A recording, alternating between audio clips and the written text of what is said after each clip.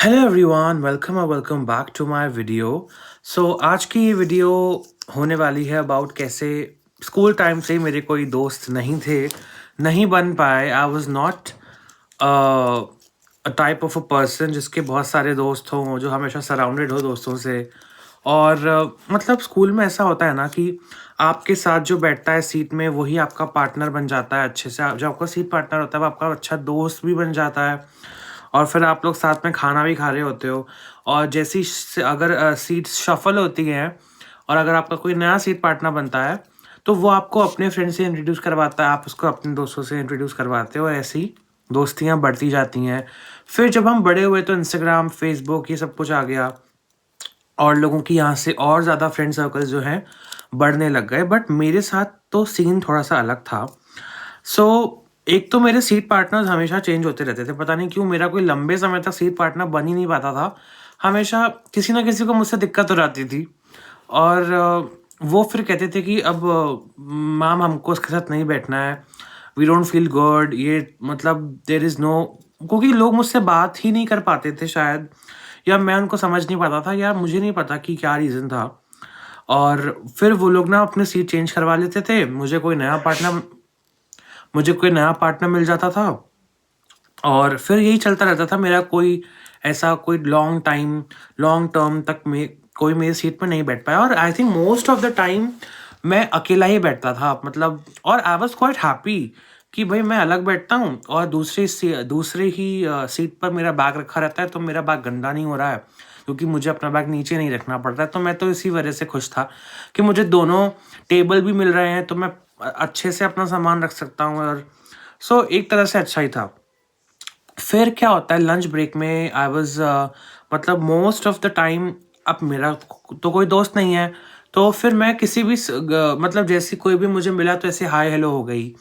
और ऐसे मतलब किसी भी ग्रुप में मैं ऐसे ही जाकर 1-2 मिनट बात कर लिया करता था। और मतलब ऐसा ही था कि कोई परमानेंट,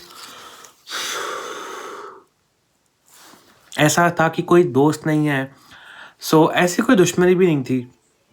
और वैसे मैं काफ़ी ज़्यादा लंबे समय तक तो मैंने दोस्तियाँ खुद भी नहीं करी, बिकॉज़ मुझे लगता था कि अगर कोई मेरा दोस्त बनेगा तो फिर जो लोग मुझे बुली करते हैं वो उन लोगों को भी बुली करेंगे। तो मैं खुद ही से ही नहीं चाहता था कि मेरा कोई ऐसा फ्रेंड बने, वरना जो लोग मुझे परेशान करने आते हैं इंटरवल में, क्या पता वो किसी और, मतलब जो मेरे साथ हैं उन लोगों को भी फालतू में बॉदर करें। तो इसी वजह से मैंने कभी कोई दोस्ती यारी रखी भी नहीं। और इंस्टाग्राम में भी ऐसा कुछ मेरा कोई अकाउंट था, फिर मैं कभी उसका पासवर्ड भूल गया मेरा कोई वहाँ पर भी, तो वहाँ की तो दोस्तियाँ असली होती भी नहीं है। खैर, और जब मैं यूनिवर्सिटी आया तो यहाँ पर भी मैंने ऐसा कुछ एंथुसियाज्म नहीं दिखाया फ्रेंडशिप में, फ्रेंड सर्कल्स में। और आई थिंक इसी वजह से कहीं ना कहीं मुझे लगता है कि मुझे टाइम मिला बहुत ज़्यादा। जो लोग हमारी दुनिया में अब नहीं रहे उनकी बातें पढ़ने का, उनके बारे में और जानने का। और एक तरह से मेरी जो सोसाइटी ने, जो एक इंसान की जो मेंटल एबिलिटीज़ को सोसाइटी शेप करती है, वो मेरी नहीं हो पाई, क्योंकि मेरे आसपास कोई था नहीं जो मुझे इन्फ्लुएंस कर सके। तो मुझे इन्फ्लुएंस किया अच्छे लोगों ने, मेरे हिसाब से मैं अच्छे लोगों से शायद इन्फ्लुएंस हुआ। लेकिन इसी वजह से इसके डाउन साइड्स ये होते हैं, बिकॉज आपको नहीं पता कि सोसाइटी किस तरह से काम करती है, किस तरह की उनकी मेंटालिटी होती है, वो क्या सोचते हैं, वो क्या करते हैं। जैसे मुझे अब मेरा तो जो वर्ल्ड व्यू है, जो एक्सपोजर है, वो सब कुछ या तो ऑनलाइन आया है या बुक्स के थ्रू आया है। तो मेरे हिसाब से जो रूल्स हैं, मैंने तो उन्हीं के हिसाब से सोचा कि भाई दुनिया जैसी किताबों में लिखी है, जैसे हमको मीडिया दिखाता है, वैसे ही होती होगी। अगर कोई कह रहा है कि लेफ्ट साइड चलो या राइट साइड चलो तो वहीं को चलना होगा। अगर लिखा है कि कूड़ा डस्टबिन में फेंको तो डस्टबिन में ही फेंकना होगा। लेकिन जब मैंने देखा कि भाई बाकी लोग तो ऐसा, जब जब मैं घर से बाहर निकला, यूनिवर्सिटी आया, मैंने लोगों को ऑब्जर्व किया कि भाई ये तो बहुत नॉर्मल है चीज़ें। ऐसी चीज़ें जो मेरे लिए नॉर्मल नहीं थी, या सोसाइटी मेरा उस तरह से ब्रेन फॉर्म नहीं कर पाई जिस तरह से बाकी लोगों का दिमाग फॉर्म हो गया। तो एक ना, अगर आप समाज में रहते हो तो आप भी समाज का हिस्सा बन जाते हो, और अगर आप समाज में नहीं रहते तो आप समाज का हिस्सा कभी बन ही नहीं पाते हो। तो क्योंकि मैं समाज में नहीं रहा, तो जो समाज की जो बातें थीं कि बहुत दकियानूसी बातें, नैरो माइंडेडनेस वाली बातें, वो कभी मुझे मुझे पता ही नहीं चली। सही गलत मैंने खुद के लेंस से, या जो चीज़ें मैंने देखी, बड़े बड़े राइटर्स जो लिख कर गए, या जो एक ब्रॉडर स्पेक्ट्रम वेवलेंथ माइंड जो सोच सकता है, मेरे हिसाब से जो मैंने देखा, मैंने उसी हिसाब से दुनिया को जज किया। अब आजकल के ज़माने में ऐसी बहुत सारी चीज़ें हैं जिसको लोग गलत कहते हैं, जैसे कि सोसाइटी कहती है कि जो इंसान ड्रग्स करता है वो गलत है, जो दारू पीता है वो गलत है, जो स्मोकिंग करता है वो गलत है। इन सबको समाज ने गलत घोषित कर दिया। जिसके मल्टीपल पार्टनर्स हैं वो गलत है, जो समलैंगिक या होमोसेक्सुअल रिलेशंस रखता है वो गलत है। ये सब कुछ हमको समाज ने सिखाया है। जो पढ़ाई में अच्छा नहीं है, जो पैसे नहीं कमा रहा है, वो अच्छा इंसान नहीं है। और अच्छे इंसान वो हैं जो पढ़ लिख कर या बिजनेस के थ्रू बड़ी बड़ी फैक्ट्रीज में। बट मेरा ना जो जो क्योंकि सोसाइटी मुझे तो इन्फ्लुएंस नहीं कर पाई, मेरे ऊपर तो उसका असर नहीं पड़ा, तो मुझे हमेशा से I could look beyond what society has taught people. अब मुझे लगता था कि यार ये तो सही बात नहीं है।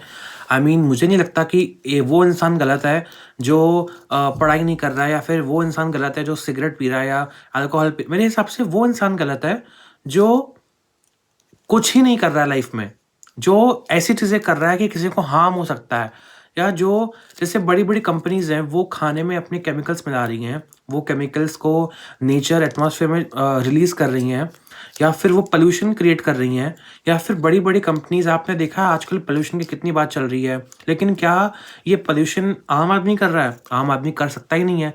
अगर बड़ी बड़ी कंपनीज पेट्रोलियम डीजल ऑयल्स को पर थोड़ा सा स्टॉपेज लगाए, अगर कार मैन्युफैक्चरर्स कार बनाना बंद कर दें, तो रोड में क्या कभी कार आएंगी? कभी नहीं आएंगी। अगर मैन्युफैक्चरिंग रुक जाएगी तो इंसान कैसे खरीदेगा?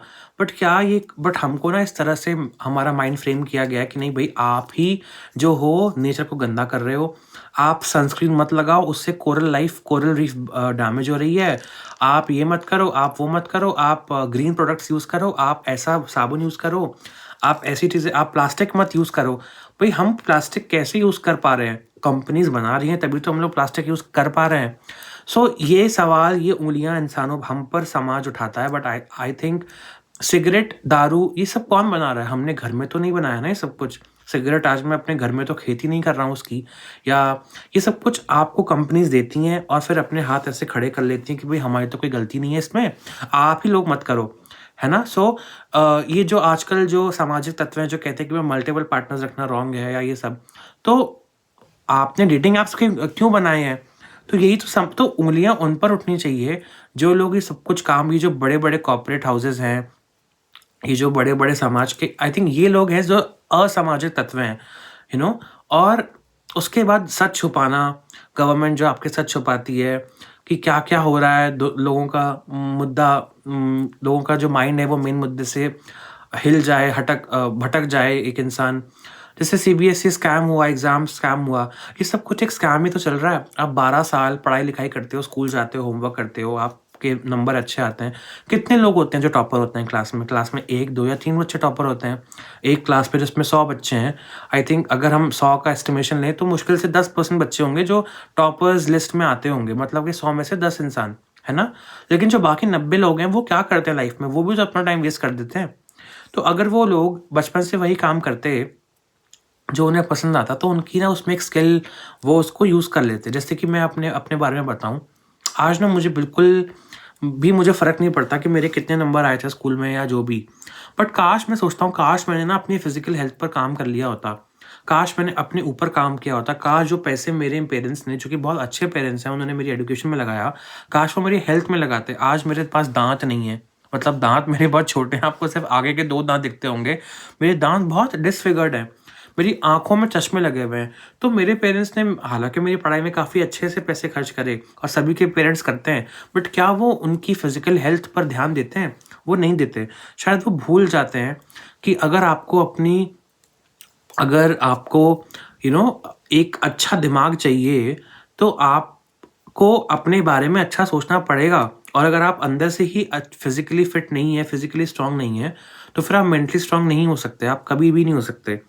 और इसी वजह से ना, आप देखो जैसे दांत का तो जो चीज़ है, कभी किसी ने फोकस ही नहीं किया कि भाई दांत आगे पीछे भी हो सकते हैं, ब्रेसेस लगवाने ज़रूरी भी होते हैं। कोई फोकस नहीं करता, बच्चे का बस नंबर देखे जाते हैं कि भाई नंबर कितने आ रहे हैं बच्चे के, उसके दांत में क्या दिक्कत है, उसका वेट ओवर वेट तो नहीं हो रहा है ना? और मतलब ये सब चीज़ें कोई नहीं दिखता। और ऐसे बहुत सारे मैंने क्लास में देखे जिनके बाल मतलब अभी से जो मेरे बैचमेट जो कि गंजे हो गए, उनके सर पर बाल नहीं है, किसी के बाल सफ़ेद हो गए, किसी को कोई दिक्कत है, किसी को कोई दिक्कत है, बट जनरली सोसाइटी इन चीज़ों को तो नहीं देखती।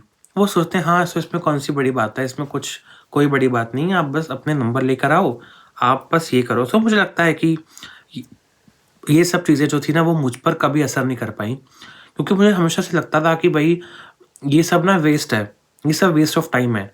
क्योंकि आप जो चीज़ 12 साल में पढ़ रहे हो, वो सेम मैथमेटिक्स है ना, वो सेम मैथमेटिक्स, वो सेम फॉर्मूलाज ज्योमेट्री के, वो आपको सिर्फ अगर आप चाहो तो आप लाइफ में कभी भी वो सबको सीख सकते हो, कभी भी। आप 6th से लेकर 12th तक का जो सिलेबस है, आप वो सब कुछ 1 या 2 सालों में सीख सकते हो। अगर अगर आपने 6th से लेकर 12th तक वो 6 सालों पर खुद पे काम किया हो, क्योंकि वही एक ऐसा टाइम होता है जो आपके ग्रोइंग एज होती है, ग्रोइंग फेज होता है आपकी लाइफ का। उसमें आपको खुद पर फोकस करना चाहिए, खुद की हेल्थ पर फोकस करना चाहिए। जैसे कि मैंने यहाँ पर देखा, यहाँ पर ऐसे बहुत सारे लोग हैं, बहुत सारे क्या, यहाँ पर हर एक इंसान जो है, स्कूल में फिजिकल एजुकेशन मैंडेटरी होती है। यहाँ पर मैंने कोई ऐसा इंसान नहीं देखा जो कि फिजिकली अनफिट हो, जिसके दांत अच्छे ना हो। मतलब स्कूल में one of my friends told me कि यहाँ पर जो गवर्नमेंट स्कूल्स हैं ना, वो बच्चों के दांत खुद ही से ही ठीक कर देते हैं, पेरेंट्स से कंसेंट भी नहीं मांगते। और वो उनके स्कूल में डेंटिस्ट आएगा, उनका नाम सब कुछ लिख कर जाएगा, उनकी इन्फॉर्मेशन, और जिस दिन भी वो स्कूल का नंबर आएगा, बच्चे का नंबर आएगा, उसके दांतों में ब्रेसेस या कोई भी मेडिकल चीज़ जो उसकी डिफॉर्म हो चुकी है, जो कि फॉर्म में अभी आ सकती है कच्ची उम्र में, उसको वो लोग ठीक कर देंगे। बट क्या ये हमारा समाज जो है, उसको तो फुर्सत ही नहीं मिलती ये सब कुछ करने से, कि भाई बच्चे के नंबर कितने आ रहे हैं, या मतलब उनकी इनकम कितनी है। आई डोंट थिंक इसमें आपकी इनकम मैटर करती है, बिकॉज आप कैसे इंसान, देखो इनकम तो जो है, आप ड्रग्स बेचकर भी अपने पैसे आप कमा सकते हैं, लेकिन what are you contributing to the world, that what matters. तो ये कंपनीज पर आप उंगलियां उठाइए, ना कि खुद पर। आप पोल्यूशन नहीं कर रहे हैं, आप कुछ गलत नहीं कर रहे हैं, आप मल्टीपल पार्टनर्स अगर आपके हैं भी, तो आपको समाज गिल्टी फील करवाता है। इसमें कोई गिल्टी फील होने की ज़रूरत नहीं है। आपके पहले भी ऐसा होता था, आपके बाद भी ऐसा होगा। दुनिया बहुत बड़ी है, आप बहुत छोटे तत्व हैं। आप अपने ऊपर कोई रिस्पॉन्सिबिलिटी लिए ही मत। ये बड़ी बड़ी कंपनीज की गलती है, ये सब उन लोगों की गलती है। और having no friends, because I had no friends, so इसलिए ना मुझे ये ब्रॉड स्पेक्ट्रम सोचने का मुझे मौका मिला, और आई थिंक इसी वजह से मैं फोकस कर पाया, मैं देख पाया जो कि मुझसे, हम लोगों से छुपाया जाता है। अब देखते बहुत लोग हैं, सबको सब कुछ पता है, बट अब हम लोग इतने डिसेंसिटाइज हो चुके हैं कि हमको फ़र्क पड़ना ही लगता है बंद हो गया है। बट मैं तो चाहता हूँ कि एक वापस एक रिवॉल्यूशन आए, सब लोग वापस तख्ता पलट कर दें, हमारी कंट्री में भी और पूरे वर्ल्ड में भी। और ये जो सुप्रीमेसी पावर जो होल्ड करके बैठी हैं ये कॉर्पोरेशंस और बड़ी बड़ी कंपनीज, इनके साथ इनका तो कुछ ना कुछ तो होना ही चाहिए। With this I think I should turn my camera down. आज के लिए बहुत बातें हो गई। Thank you so much for watching, bye.